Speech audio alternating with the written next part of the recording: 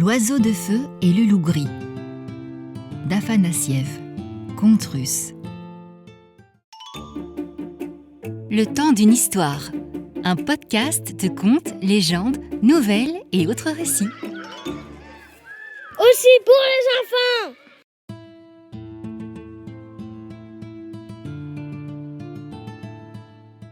Il était une fois, dans un royaume en un pays lointain, un tsar qui s'appelait Vislav Andronovitch. Ce roi avait 3 fils. Le premier s'appelait Dimitri Tsarevitch, le deuxième Vassili Tsarevitch et le troisième Ivan Tsarevitch.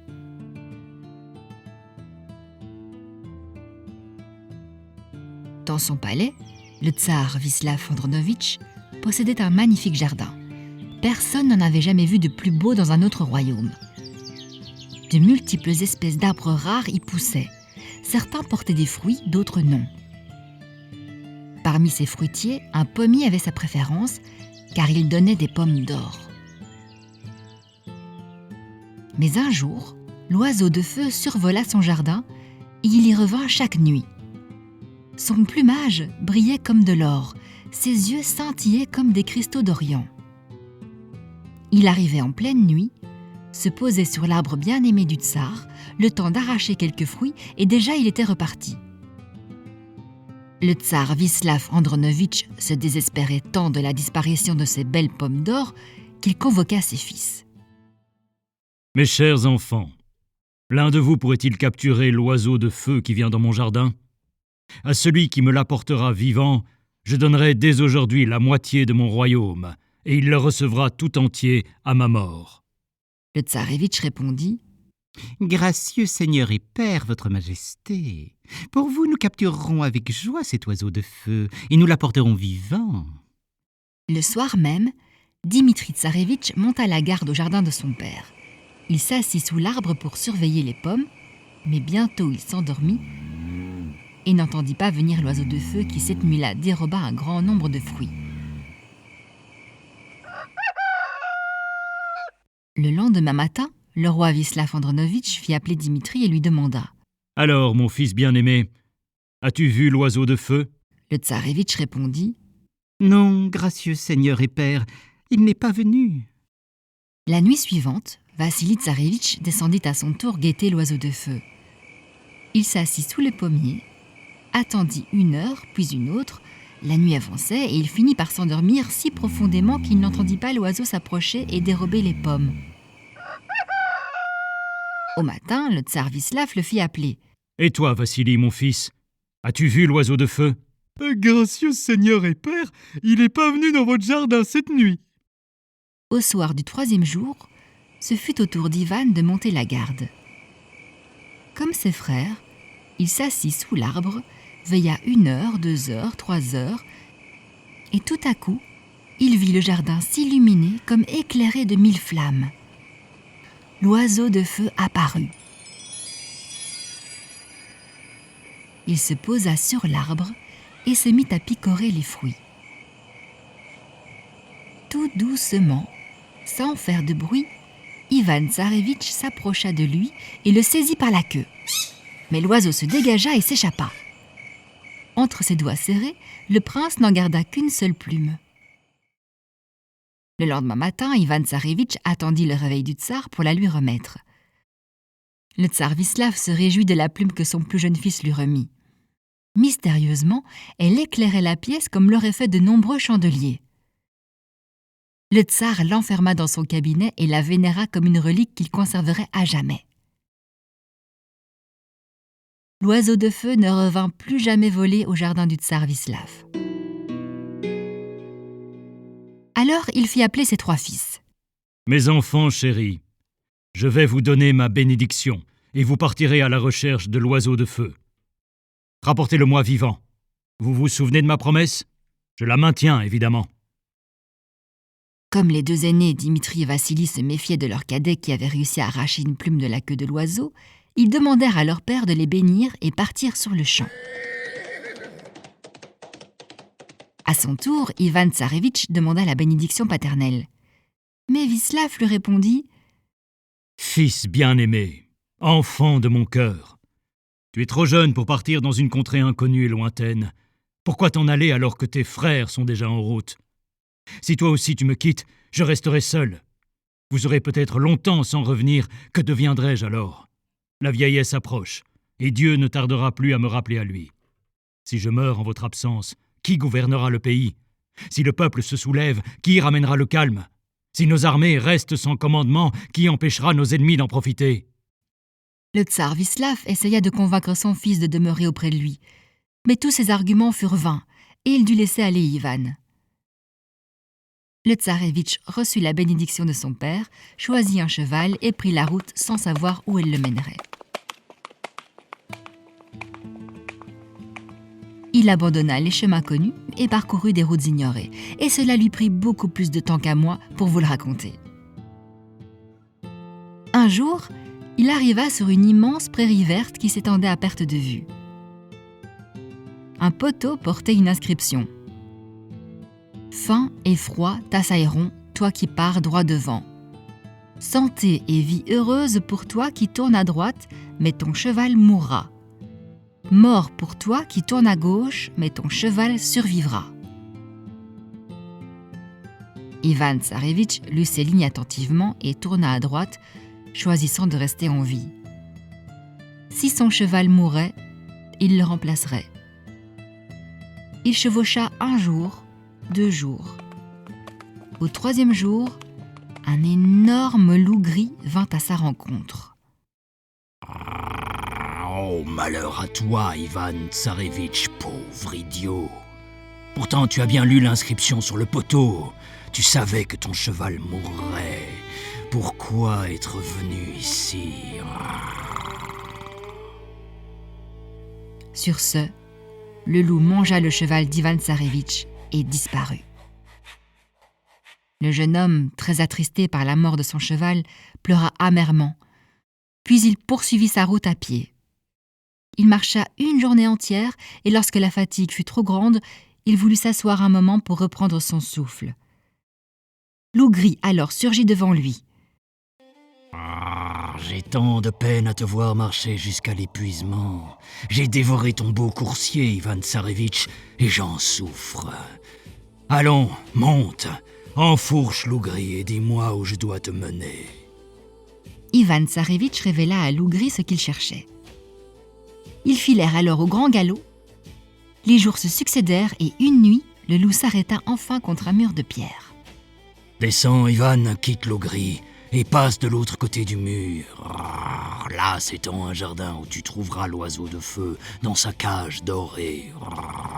Prends l'oiseau, mais fais très attention de ne pas toucher la cage. Si tu l'effleurais, tu ne pourrais pas repartir. On se saisirait de toi immédiatement. Alors, Ivan Tsarévitch enjamba le mur et découvrit émerveillé l'oiseau de feu dans sa cage dorée.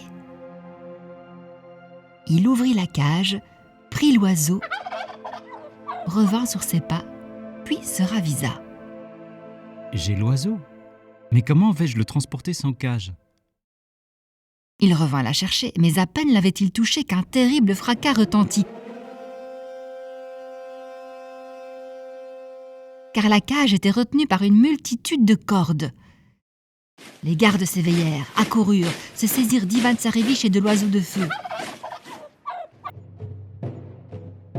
Et les menèrent devant leur roi, Dolmat, qui, très en colère, se mit à crier « N'as-tu pas honte, jeune homme, d'avoir voulu me voler? D'ailleurs, qui es-tu? D'où viens-tu? Qui est ton père? Comment t'appelles-tu » Ivan Tsarévitch répondit « Je viens du pays du tsar Vislav. Je suis son fils, le jeune prince Ivan. Chaque nuit, ton oiseau de feu est venu dans notre jardin dérober des pommes d'or. Il a pillé tout notre arbre bien-aimé.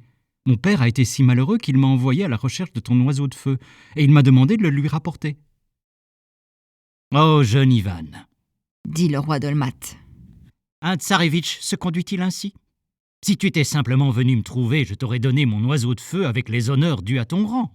Mais à présent, que deviendras-tu quand j'aurai fait savoir dans tout le pays que tu agis comme un voleur? Écoute-moi, tsarévitch. Tu vas te mettre à mon service. Je veux que tu partes aux confins de la terre. Tu traverses 30 contrées afin d'obtenir d'Aphron qu'il me donne son cheval à la crinière d'or. Alors tu me le remettras. Je te pardonnerai ta faute et je te donnerai solennellement mon oiseau de feu. Mais si tu ne remplis pas ta mission, j'avertirai tous les royaumes et le monde entier saura que tu n'es qu'un voleur. Le malheureux Ivan Tsarevitch quitta le roi Dolmat, lui promettant de lui rapporter le cheval à la crinière d'or. Il alla retrouver Lougri et lui rapporta les paroles de Dolmat. Pourquoi m'as-tu désobéi, mon Ivan? Pourquoi n'as-tu pas écouté mes conseils? Pourquoi as-tu pris la cage dorée? Oh, je sais, tout ça est ma faute. C'est fait. Monte, enfourche Lougri, je vais t'emmener là où tu dois aller. Ivan Tsarevitch monta sur le dos de loup, qui partit comme une flèche. Il galopa et galopa encore, jusqu'à ce qu'il parvienne une nuit au pays du roi Aphron. Arrivé aux écuries royales de Pierre Blanche, Lougri dit au Tsarevitch : « Ivan, entre dans les écuries pendant que les gardiens dorment à poing fermé. Prends le cheval à la crinière d'or, mais attention, sa bride est accrochée au mur. N'y touche surtout pas, sinon gare à toi. » Ivan se glissa sans bruit dans les écuries. Il menait déjà le cheval vers la sortie quand, sur le mur blanc, il aperçut soudain la bride dorée. Il la désira si fort qu'il ne put résister. Il la détacha de son clou, un bruit assourdissant retentit alors car la bride était retenue par des cordes.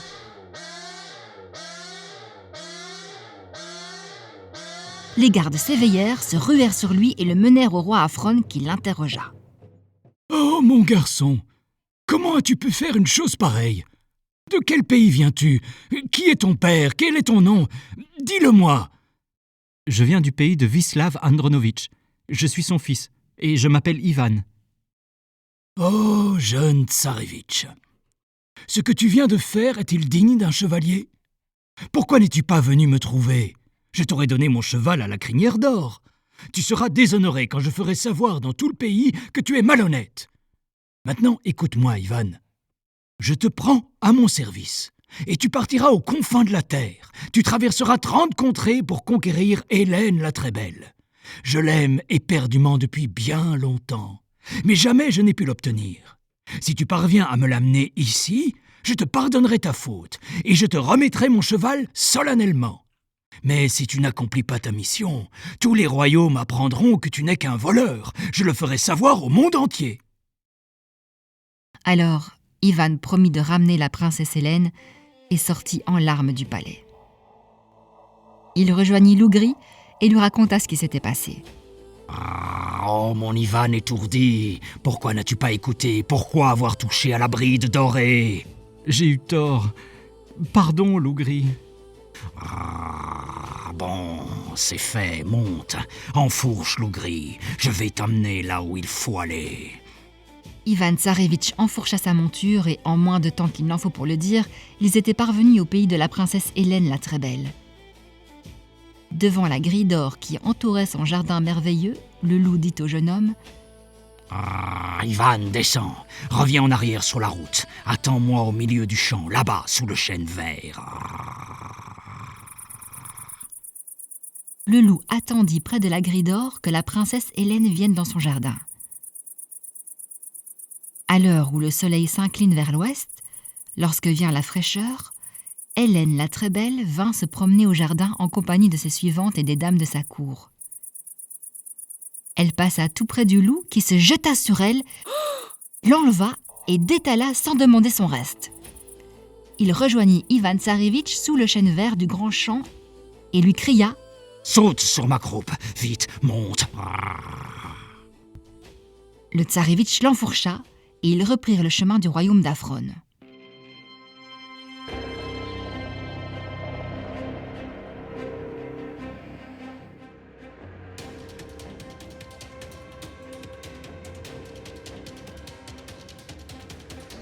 Pendant ce temps, les suivantes et les belles dames avaient couru au palais chercher de l'aide. On avait poursuivi les fouillards, mais personne n'avait pu les rattraper.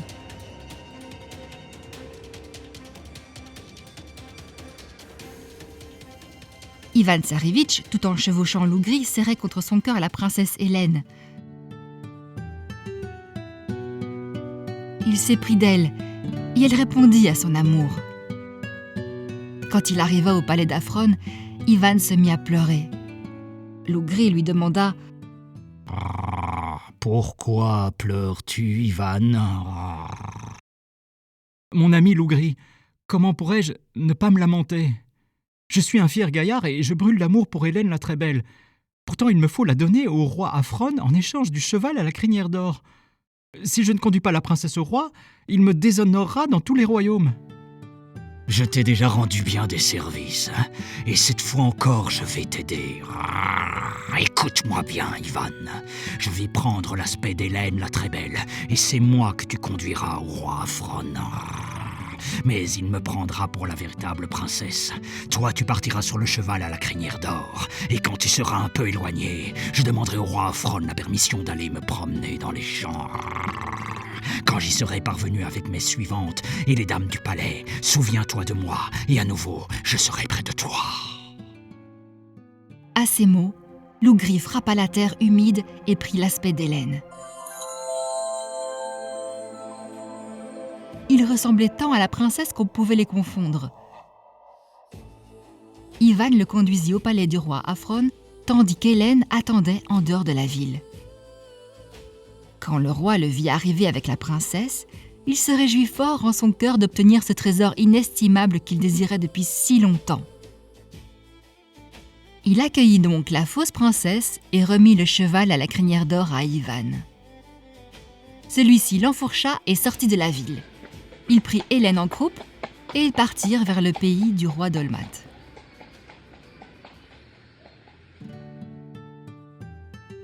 Pendant ce temps, chez Afron, Lougri se faisait passer pour la princesse.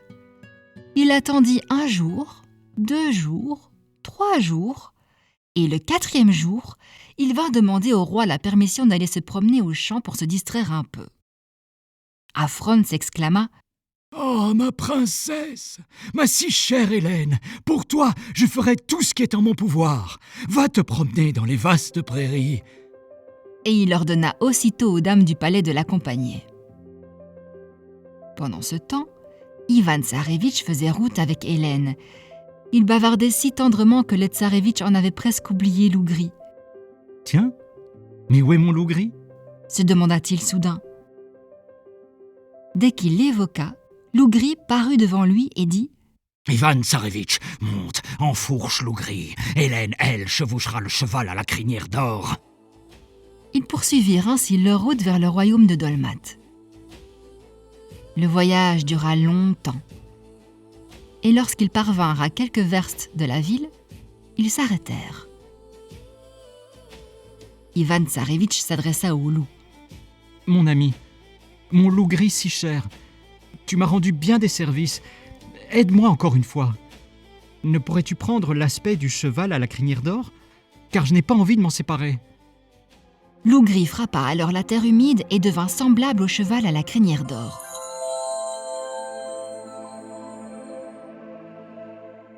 Ivan laissa Hélène dans une verte prairie, il enfourcha Lougri qui avait pris la forme du cheval, et tous deux se rendirent au palais.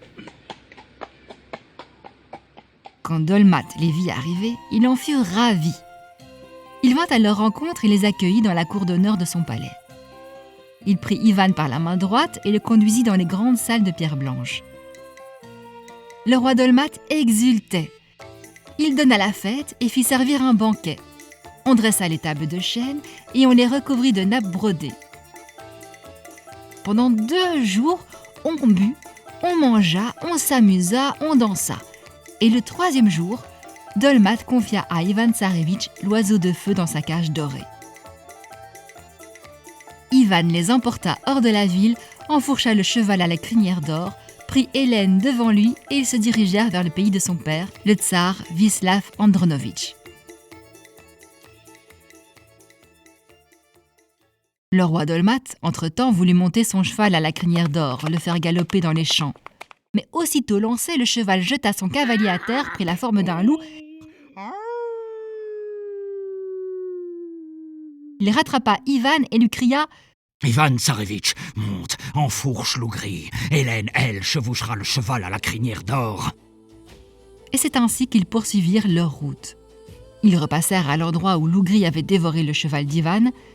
Le loup s'arrêta et dit « Ivan Tsarevitch, je t'ai servi fidèlement et sans jamais faillir. C'est là que j'ai mangé ton cheval, et c'est là que je te reconduis aujourd'hui. Quitte l'ougri. Désormais, tu monteras le cheval à la crinière d'or. Il te mènera là où tu dois aller. Je ne suis plus ton serviteur. » À ces mots, le loup gris se détourna et disparut.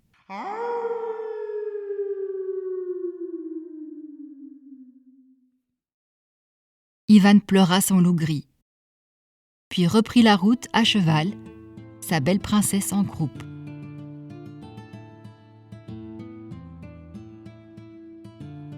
Le voyage dura ce qu'il devait durer. À une vingtaine de kilomètres du royaume de son père, il s'arrêta et fit descendre Hélène. Les jeunes gens s'allongèrent sous un arbre pour se reposer de l'ardeur du soleil. Ivan attacha le cheval à la crinière d'or, posa la cage dorée de l'oiseau près de lui. Allongés dans l'herbe douce, ils se parlèrent tendrement et s'endormirent profondément.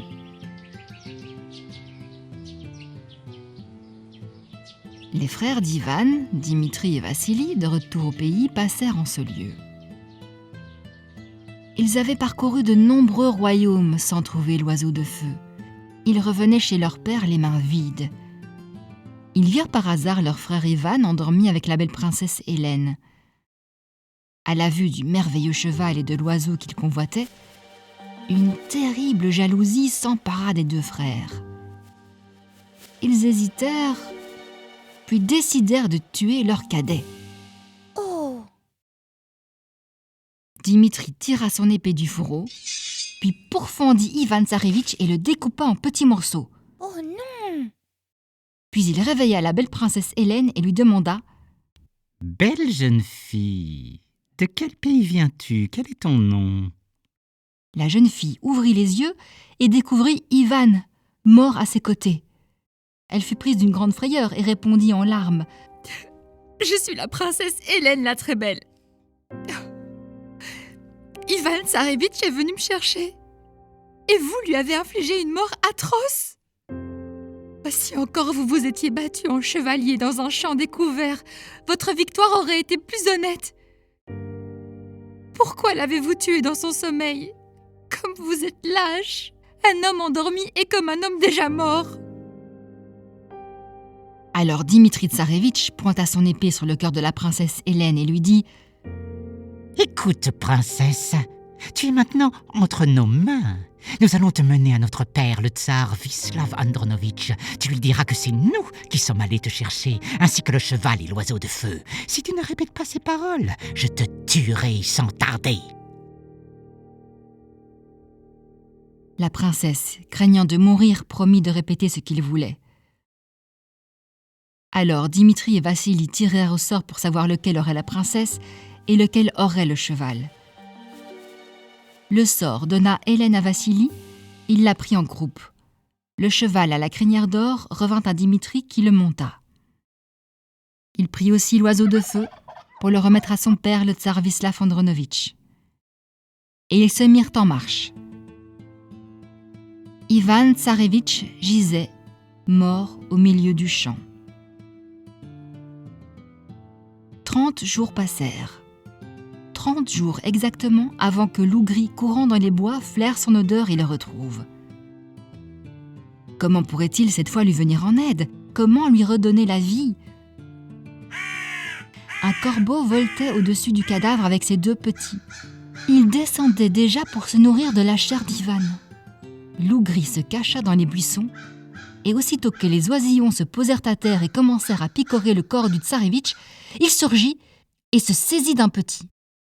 Alors le père corbeau se posa à terre un peu plus loin et dit au loup « S'il te plaît, loup-gris, ne touche pas à mon enfant, il ne t'a rien fait. » « Écoute-moi, corbeau Voron Voronovitch, je ne lui ferai pas de mal. Je le lâcherai sain et sauf si tu me rends un service. Vole aux confins de la terre, traverse 30 contrées et rapporte-moi de l'eau de vie. » Le corbeau répondit au loup. Je vais te rendre ce service, mais épargne mon fils. Le corbeau s'envola et bientôt on ne le vit plus. Le 3e jour, il revint et il rapportait 2 flacons. L'un d'eau vive, l'autre d'eau morte. Il remit les fioles à loup gris qui déchiqueta le petit corbeau en 2 parties, l'aspergea d'eau morte et le corps du petit corbeau se ressouda. Puis il l'aspergea d'eau vive, l'oisillon tressaillit et s'envola. Alors, loup gris aspergea Ivan Tsarévitch d'eau morte. Son corps se recomposa.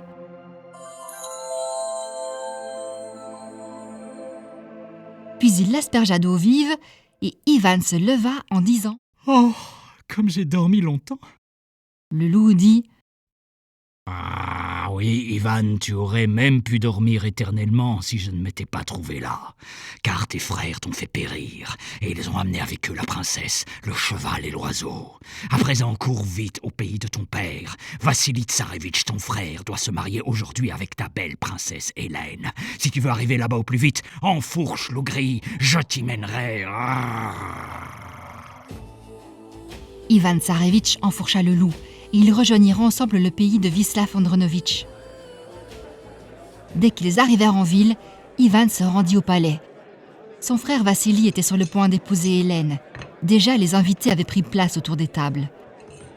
Ivan Tsarévitch passa la porte de la grande salle. Quand Hélène le vit entrer, elle courut à lui, baisa ses lèvres douces et s'écria Oh, c'est lui, c'est mon bien-aimé. Oh, c'est Ivan Tsarévitch.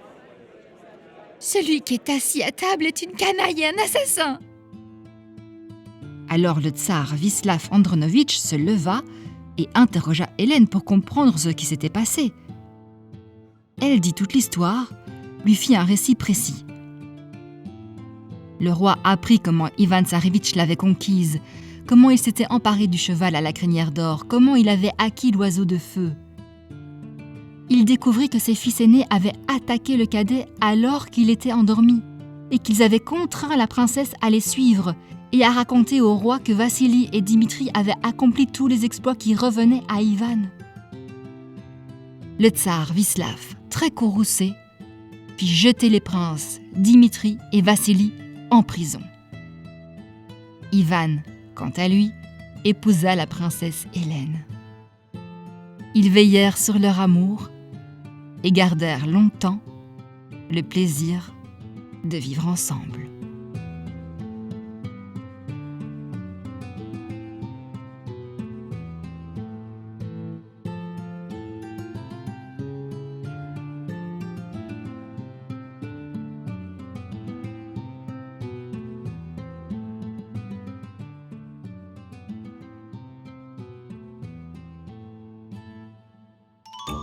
Laisse un petit commentaire ou des étoiles si ça t'a plu, abonne-toi pour la prochaine histoire et rejoins-moi sur Insta et Facebook.